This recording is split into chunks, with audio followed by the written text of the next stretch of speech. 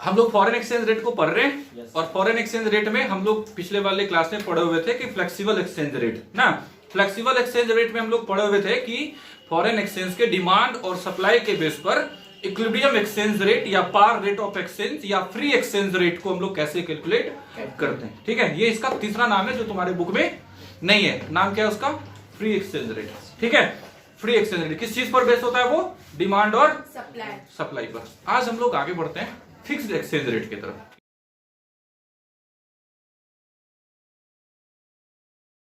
तो सबसे पहले इस बात को समझो कि फिक्स्ड एक्सचेंज रेट में क्या होता है ना कि जैसे इससे पहले हम लोग पढ़े थे ना फ्लेक्सिबल एक्सचेंज रेट। तो फ्लेक्सिबल एक्सचेंज रेट में क्या था? डिमांड और सप्लाई के बेस पर हम लोग रेट को डिटरमाइन कर रहे थे। लेकिन फिक्स्ड एक्सचेंज रेट में क्या होता है ना कि डिमांड और सप्लाई का कोई रोल नहीं होता है। यहाँ गवर्नमेंट खुद से इसको क्या करता है? फिक्स करता है। कौन फिक्स करता है? गवर्नमेंट फिक्स करता है कि फॉरेन एक्सचेंज का रेट अभी क्या होगा। वो डिमांड और सप्लाई को ध्यान में नहीं रखता है। ठीक है, तो चूंकि गवर्नमेंट फिक्स्ड कर देता है इस वजह से हम लोग इसको क्या बोल देते हैं? Fixed exchange rate. थोड़ा सा बोल रहे हो, exchange rate is said to be fixed when it is set and maintained by the government at a particular level. यानी गवर्नमेंट जब इसको किसी पार्टिकुलर लेवल पर फिक्स कर दे या डिटरमाइन करे, कौन? गवर्नमेंट, तो हम लोग इसको क्या बोलेंगे? Fixed exchange rate. यहाँ डिमांड और सप्लाई का कोई रोल नहीं होगा। द गवर्नमेंट में set it at a level higher or lower than the equilibrium exchange rate as determined by the market forces of supply and demand। देखो थोड़ा बात को समझो। मार्केट रेट या जिसको हम लोग फ्री एक्सचेंज रेट बोलते थे उससे ज्यादा भी हो सकता है गवर्नमेंट जो फिक्स करेगा, और उससे कम भी हो सकता है। इस चीज को थोड़ा हम लोग समझते हैं। यहां पर ये था हमारा डिमांड का कर्व, ये है हमारा सप्लाई का कर्व। ठीक है, तो सप्लाई का जो कर्व होता है हमारा वो अपवर्ड होता है और जो डिमांड का कर्व होता है वो डाउनवर्ड होता है। इस चीज को हम लोग पहले पढ़े हुए थे। ठीक है, अब जो हमारा इक्विलिब्रियम एक्सचेंज रेट होता है, कौन सा? इक्विलिब्रियम एक्सचेंज रेट है। ऐसे हम लोग करके उसको किए थे, डिमांड और सप्लाई दूसरे को जहां इंटरसेक्ट करेगा उसको बोल रहे थे हम लोग। लेकिन अभी जो गवर्नमेंट करेगा डिटरमाइन, इसको गवर्नमेंट चाहे तो ज्यादा और चाहे तो कम कर सकता है। किस चीज को? एक्सचेंज रेट को। यहां जो एक्सचेंज रेट 50 था, गवर्नमेंट जब ज्यादा इसको फिक्स किया तो कितना किया? 55। अगर कम करेगा तो मान लो कितना? 45। यानी ये गवर्नमेंट पर के इच्छा पर है कि गवर्नमेंट उसको कैसे फिक्स करे, चाहे तो ज्यादा कर सकता है और चाहे तो कम कर सकता है। ठीक है, यहाँ एक्सचेंज रेट 50 से गवर्नमेंट कितना फिक्स कर दिया? 55। गवर्नमेंट क्या कर दिया? 55 फिक्स किया। इसका मतलब क्या है? पहले $1 के लिए 50 रुपए लगता था, अब उसी $1 के लिए हम लोगों को 55 देना पड़ेगा। ठीक है, तो हमारे डोमेस्टिक करेंसी का वैल्यू क्या हो गया? कम हो गया, जिसकी वजह से फॉरेन एक्सचेंज रेट बढ़ गया। लेकिन अभी कौन किया इस काम को? गवर्नमेंट। इस वजह से हम लोग इसको क्या बोलेंगे? डिवैल्यूएशन। ठीक है, अब जब इसी रेट को कम कर दिया जाता है इसका मतलब है कि डोमेस्टिक करेंसी का वैल्यू क्या हो गया? बढ़ गया। ठीक है, और हम लोग इसको क्या बोलेंगे? रिवैल्यूएशन। इवैल्यूएशन हमारे करेंसी के लिए ठीक होगा और डिवैल्यूएशन हमारे करेंसी के लिए खराब होगा। ठीक है, क्योंकि एक्सचेंज रेट बढ़ जाता है तो ज्यादा हम लोगों को पे करना पड़ेगा, ज्यादा पे करना पड़ेगा तो हमारा लॉस होगा। ठीक है, आगे बढ़ते हैं। Implications of devaluation. अब इससे क्या परिणाम होंगे? किस चीज के? डिवैल्यूएशन के। ठीक है, तो इस वाले में है कि devaluation leads to excess supply of foreign currency in the international money market in a state of equilibrium. ठीक है, जरा देखो, थोड़ा ध्यान से समझना इस बात को। इस ग्राफ से ज्यादा बढ़िया से चीज समझ में आएगा। ठीक है, कि अगर क्या हो जाए, फॉरेन एक्सचेंज रेट को गवर्नमेंट क्या कर दिया? जबरदस्ती बढ़ा दिया। फॉरेन एक्सचेंज रेट को क्या कर दिया? गवर्नमेंट बढ़ा दिया। तो इस टाइम में देखो, डिमांड यहां है और सप्लाई यहां है कि नहीं? ये सप्लाई का कर्व है ना हमारा, तो सप्लाई अभी ज्यादा है। किस चीज का? फॉरेन एक्सचेंज का। डिमांड कम है, क्योंकि हम लोग पढ़े थे कि अगर रेट बढ़ जाता है तो सप्लाई बढ़ेगा लेकिन डिमांड घटेगा। ठीक है, तो अब देखो क्या होगा कि एक्सेस सप्लाई होगा इंटरनेशनल मनी मार्केट में। अब आगे है, this would lead to a fall in the exchange rate. अब चूंकि बढ़ा दिया गया था, किस चीज को बढ़ा दिया गया? फॉरेन एक्सचेंज रेट को, जिसके वजह से सप्लाई बढ़ गया। और सप्लाई अगर बढ़ता है और डिमांड घट जाएगा ना, फिर क्योंकि एक्सचेंज रेट बढ़ गया है तो डिमांड घट जाएगा, तो बाद में ये दोनों खुद को एडजस्ट कर लेता है और इस पॉइंट पर आ जाएगा। यानी एक्सचेंज रेट अब क्या हो जाएगा? घट जाएगा। ठीक है, क्यों? क्योंकि डिमांड क्या हो गया, घट जाएगा। किस चीज के कंपेयर में? सप्लाई के कंपेयर में। यहां सप्लाई ज्यादा, डिमांड कम, तो खुद से उसका रेट क्या होगा, घटेगा। ठीक है, पहले क्या कर दिया, बाई फोर्स उस चीज को बढ़ा दिया, एक्सचेंज रेट को बढ़ा दिया, जिसके वजह से जिन लोगों के पास रिजर्व था फॉरेन एक्सचेंज का, वो लोग बेचना शुरू करेगा प्रॉफिट अर्न करने के लिए। अब मार्केट में डिमांड से ज्यादा सप्लाई होगा, सप्लाई अगर ज्यादा होगा, डिमांड कम होगा, तो उसका रेट घट जाएगा, रेट घटेगा। बस गवर्नमेंट अपना रिजर्व कर लेगा तुरंत खरीद के उन चीजों को। किस चीज को? फॉरेन एक्सचेंज को खरीद कर और अपने रिजर्व में रख लेगा इस चीज को। ठीक है, तो बाई फोर्स गवर्नमेंट इसी कारण से करता है। ठीक है, यस सर। आगे है, it may be noted that in India RBI is engaged in the sale and purchase of foreign currency in the international money market. हम लोग जान रहे, अभी तुरंत बोले हम कि आरबीआई के साथ मिलकर इस काम को करता है। तो आरबीआई का ये काम है कि वो गवर्नमेंट के बदले में क्या करे, फॉरेन एक्सचेंज को परचेज और सेल करे। ठीक है, फिर आगे बढ़ते हैं हम लोग। When exchange rate is set lower than the equilibrium exchange rate, जब क्या होता है, इक्विलिब्रियम एक्सचेंज रेट से लोअर सेट करता है कौन? गवर्नमेंट। देखो ये था इक्विलिब्रियम एक्सचेंज रेट, जहां डिमांड और सप्लाई दोनों फिक्स्ड हो गया। ठीक है, दोनों बराबर हो गया, लेकिन गवर्नमेंट जान के इससे कम फिक्स किया। गवर्नमेंट जान के इससे कम फिक्स किया। अब इसका क्या इंप्लीकेशन है, इस चीज को हम लोग पढ़ लेते हैं। Revaluation leads to excess demand for foreign currency. ठीक है, फॉरेन करेंसी का क्या होगा, एक्सेस डिमांड होगा, एक्सेस डिमांड होगा फॉरेन करेंसी का। In the international money market, international money market में किस चीज का डिमांड बढ़ जाएगा, फॉरेन करेंसी का। क्यों? क्योंकि फॉरेन करेंसी का रेट क्या कर दिया गवर्नमेंट, एक्सचेंज रेट कम किया। ठीक है, एक्सचेंज थोड़ा यहां भी ध्यान से तुम लोग देख सकते हो, ये हमारा सप्लाई का कर्व है और ये हमारा डिमांड का कर्व है। अब की बार क्या हो गया, इस पॉइंट से लेकर इस सप्लाई तक में हमारा मतलब यहां से लेकर यहां तक में डिमांड ज्यादा है ना, डिमांड ज्यादा है किस चीज का, फॉरेन एक्सचेंज का, इंटरनेशनल मनी मार्केट में, क्योंकि रेट उसका क्या कर दिया गया, जबरदस्ती कम कर दिया गया। The RBI must fulfil this excess demand by releasing supply from its reserve of forex. तो गवर्नमेंट क्या करेगा, उसके पास जो फॉरेक्स का रिजर्व है उसको रिलीज करेगा, मतलब बेचेगा। ठीक है, इनके supplies are not release from the forex of reserve of forex, अगर हम लोग इसको क्या नहीं करेंगे, रिलीज नहीं करेंगे, यानी गवर्नमेंट अगर बेचता नहीं है, there may be emerge a black market for the sale and purchase of dollars. ठीक है, तो यहां पर एक ब्लैक मार्केट तैयार हो जाएगा, किस चीज के लिए, डॉलर के परचेज और सेल करने के लिए। अगर कौन नहीं रिलीज करेगा, गवर्नमेंट। ठीक है, आगे है, द बायर्स में have to pay a premium for the purchase of dollars over and above the fixed price by the government। तो जो लोग परचेजर है उन लोगों को ज्यादा अमाउंट पे करना पड़ेगा, किस चीज से, डॉलर के रेट से, उसको हम लोग प्रीमियम बोलेंगे। ठीक है, आगे बढ़ते हैं। एक है गोल्ड स्टैंडर्ड एक्सचेंज रेट या gold standard system of exchange rate. ठीक है, सुनो क्या है, gold standard system of exchange rate is an old variant of fixed exchange rate. ये बहुत पुराना फिक्स्ड एक्सचेंज रेट है और अब ये पूरे तरीके से खत्म हो चुका है।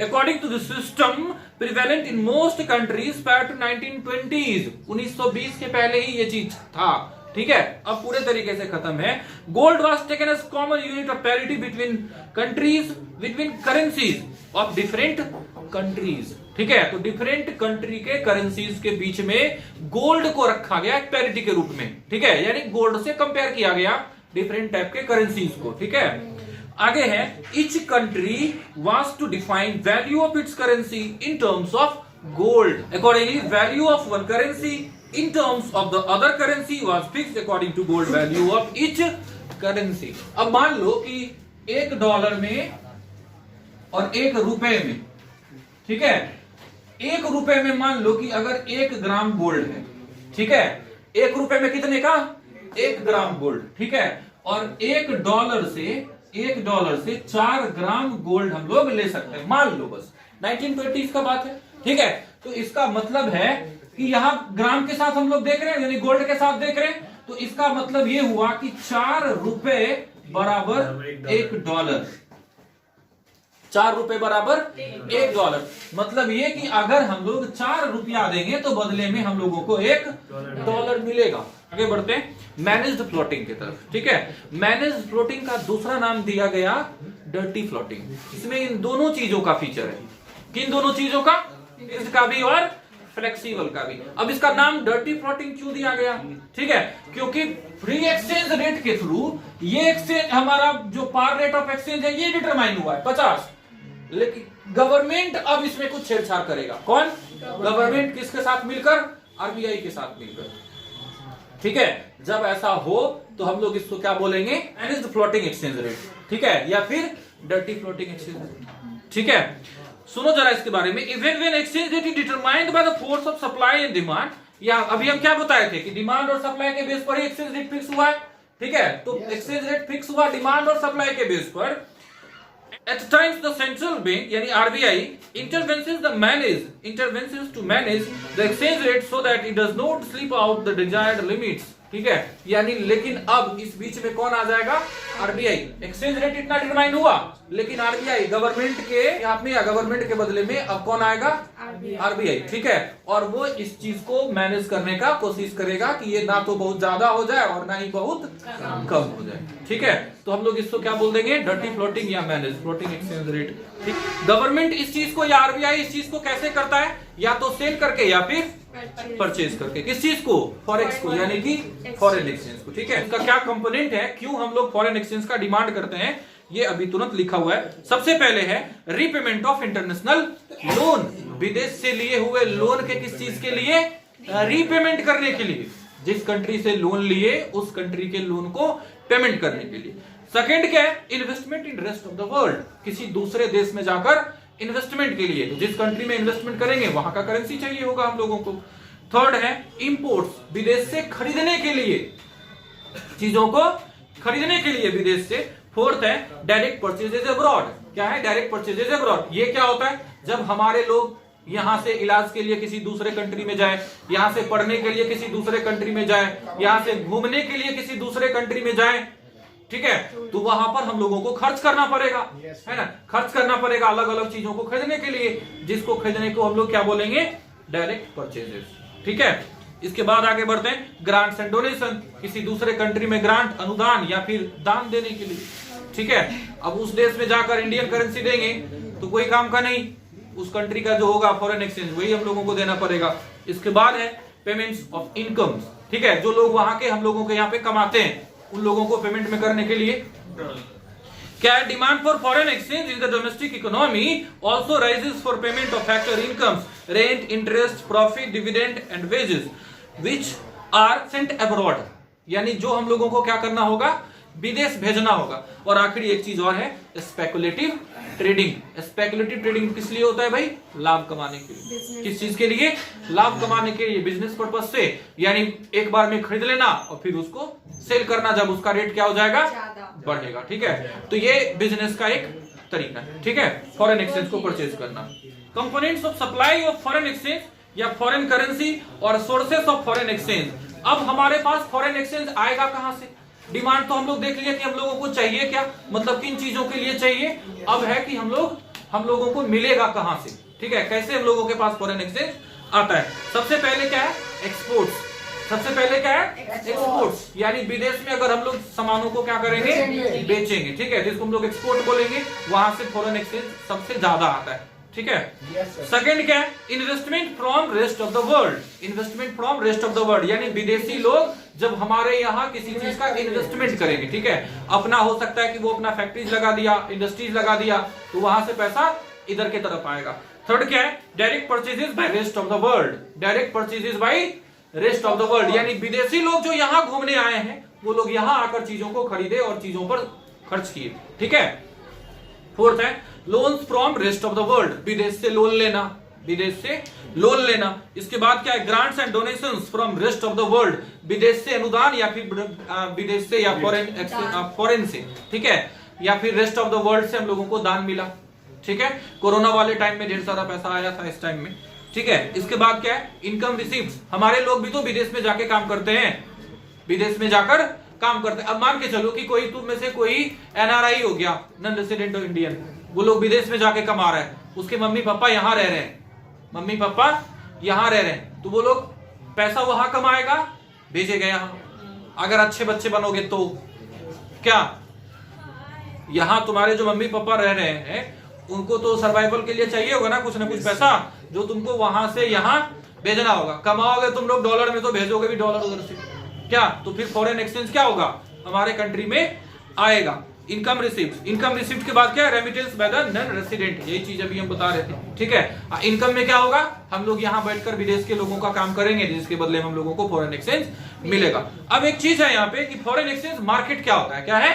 Foreign exchange market. तो फॉरेन एक्सचेंज मार्केट विश्व का सबसे बड़ा मार्केट है, ठीक है। इसके बारे में हम पहले ही क्लास में बताए हुए थे तुम लोगों को कि ये सबसे ज्यादा का ट्रेडिंग करता है। पूरा 24 घंटा काम करता है। हाँ, 24 घंटा काम करता है और 365 दिन काम करता है, ठीक है। हाँ, चलो आगे बढ़ते हैं। फॉरेन एक्सचेंज मार्केट वो मार्केट होगा जहां पर फॉरेन एक्सचेंज का ट्रेडिंग होगा, ठीक है, खरीद बिक्री होगा, ट्रांजेक्शन होगा। अब सबसे पहले इसका फंक्शन क्या है? तो सबसे पहला फंक्शन क्या है? Transfer function. सबसे पहला फंक्शन क्या है इसका? Transfer function. जो भी कोई फॉरेन एक्सचेंज को परचेज करेगा उसके पास परचेजिंग पावर ट्रांसफर होगा, परचेजिंग पावर उसके पास ट्रांसफर होगा। इसको हम लोग क्या बोलते हैं? Transfer function. सेकंड क्या है? Credit function. क्रेडिट फंक्शन मतलब क्या होता है भाई? लोन देना, यानी क्रेडिट पर प्रोवाइड करना उसको फॉरेन एक्सचेंज। इस बारे में क्या है? It implies provision for credit in terms of foreign exchange for the export and import of goods and services across different countries of the world. यानी विदेश के किसी भी कंट्रीज के लिए हम लोगों को लोन यहाँ से ले लेना या फिर क्रेडिट पर वो हमारे पास क्या आ जाएगा? Foreign exchange. किस चीज के लिए? इंपोर्ट और एक्सपोर्ट के लिए। इसके बाद वाला क्या है? Hedging function. क्या है? Hedging function. अब ये हेजिंग फंक्शन क्या है भाई? हेजिंग फंक्शन कहने का मतलब होता है, आगे भी हम लोग बढ़ेंगे ना तो दो चीज मिलेगा हम लोगों को, एक है स्पॉट मार्केट और दूसरा है फॉरवर्ड मार्केट। तो फॉरवर्ड मार्केट को ही हम लोग हेजिंग फंक्शन मिलेंगे, ठीक है। इसमें क्या होता है कि मान के चलो, मान लो कि अभी का रेट क्या है? 50 रुपए, ठीक है। किस चीज का? फॉरेन एक्सचेंज रेट का। ये जो फॉरेन एक्सचेंज रेट है वो अभी क्या है? 50। आज से 1 महीना बाद इसको पैसा लगाना है किसी दूसरे कंट्री में, ठीक है। यहां से देख लो, A for America, B for Bharat, ऐसा करके ले लेते हैं हम लोग, ठीक है। A से अमेरिका और B से भारत, ठीक है। अब ऐसा कर लेते हैं हम लोग कि भारत के किसी आदमी को अमेरिका में पैसा लगाना है, इन्वेस्टमेंट करना है, ठीक है। अभी फॉरेन एक्सचेंज रेट हम लोग क्या मान लिए हुए? 50 रुपीज। अब भारत के इस किसी सिटीजन को ऐसा डर है कि 1 महीना बाद एक्सचेंज रेट तो कुछ और होगा, एक्सचेंज रेट बढ़ सकता है और एक्सचेंज रेट घट सकता है। तो ये एक एग्रीमेंट कर लेगा अभी तुरंत, किसके साथ? अमेरिकन किसी सिटीजन के साथ, ठीक है, ठीक है। भारत का लोग क्या करेगा? अमेरिकन किसी सिटीजन के साथ क्या कर लेगा? एक एग्रीमेंट कर लेगा। एग्रीमेंट किस नाम से करेगा या किस चीज का एग्रीमेंट करेगा? कि आज 50 है, हम आपसे 1 महीने बाद आज के डेट को 55 रुपए में हम आपसे खरीद लेंगे। क्या करेंगे? 55 रुपए में हम आपसे क्या करेंगे? खरीद लेंगे। किस चीज को? फॉरेन एक्सचेंज को। किस डेट पर? आज से 1 महीने बाद। फॉरवर्ड मार्केट था ना हमारा, ये बाद के लिए ना ये चीज हो रहा है। फॉरवर्ड मतलब क्या होता है? आगे की तरफ ना, आगे 1 महीना बाद हम आपसे कितने में खरीद लेंगे? 55 में, ठीक है। दरअसल बात ये इसलिए है क्योंकि डर था किसको? भारत के लोग को। क्या डर था भाई? कि ऐसा तो नहीं कि बाद में 60 रुपए अगर हो जाए तब लॉस हो जाएगा, बाद में 60 रुपए अगर हो जाएगा तो 5 रुपए का हमको लॉस उठाना पड़ेगा, है ना। तो अभी तुरंत हम लोग किसमें परचेज कर लिए हैं?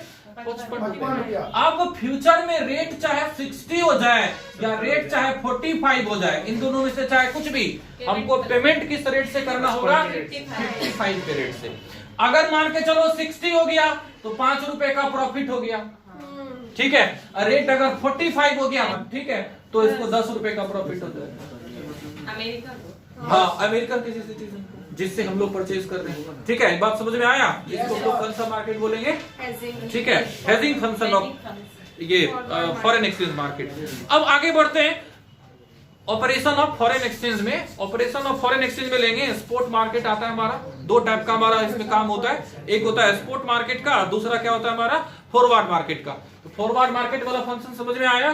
स्पॉट मार्केट का फंक्शन तुरंत होता है। क्या होता है? तुरंत होता है। तुरंत कहने का मतलब क्या है? अभी के रेट पर ट्रांजेक्शन, ठीक है, अभी के रेट पर ट्रांजेक्शन। और अभी का जो रेट है वो तुरंत क्या होता रहता है? चेंज होता है। तो जिस भी रेट, जो अभी का तुरंत का रेट है, उसी रेट पर अगर परचेज और सेल कर रहे हैं तो हम लोग इसको क्या बोलेंगे? स्पॉट मार्केट, ठीक है। तो 2 टाइप का हो गया। फॉरवर्ड वाला बता ही दिए कि फॉरवर्ड वाला क्या होता है? फ्यूचर के रेट पर जो ट्रांजेक्शन होगा उसको हम लोग क्या बोलेंगे? फॉरवर्ड मार्केट, ठीक है। तो इस तरीके से खत्म।